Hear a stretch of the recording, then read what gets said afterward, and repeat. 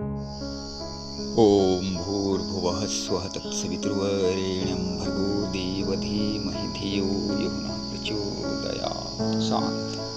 परम पूज्य गुरुदेव की अमृतवाणी। वेद माता विश्व माता, भारतीय संस्कृति की जननी गायत्री माता। परम पूज्य गुरुदेव की अमृतवाणी के अनुसार परम पूज्य गुरुदेव कह रहे हैं कि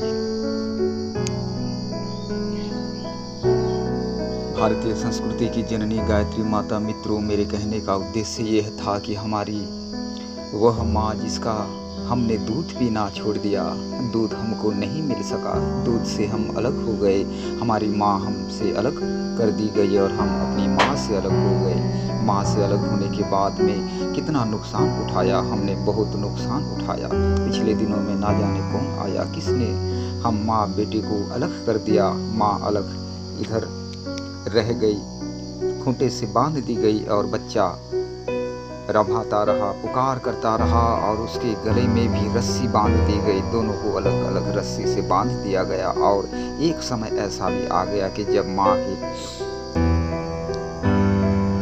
बच्चे को बिना दूध के रहना पड़ा। ऐसा एक वक्त आ गया।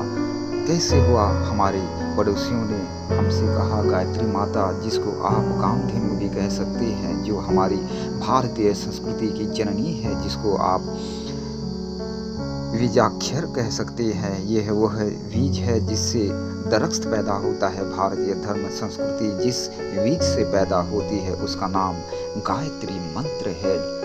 साथियों, उसकी बावत हमारे मित्रों ने कहा, इसको 3 बार नहीं जप कर सकते, उपासना नहीं कर सकते, एक कौन जप कर सकता है? इसका मतलब है कि 3/4 आदमी उससे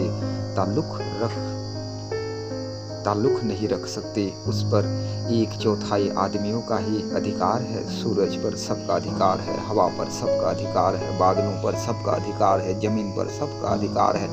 जब भगवान की बनाई चीज़ों पर सबका अधिकार है तो फिर गायत्री पर क्यों नहीं अधिकार है? फिर माँ को अलग करने वाले लोगों ने यह कहना शुरू कर दिया कि गायत्री सिर्फ ब्राह्मणों की है। फिर एक और आया, उसने एक और बात कह दी कि गायत्री की सिर्फ मर्द उपासना कर सकते हैं, औरत नहीं कर सकती। एक उन 4 में से फिर आया हिस्सा और कट गया। एक बड़े 8 की माँ बता दी गई और अब 8 बच्चों में से 7 बच्चे माँ का दूध नहीं पी सकते। केवल एक बच्चा पी सकता है, मर्द ब्राह्मण, औरत ब्राह्मण और ब्राह्मण नहीं पी सकते।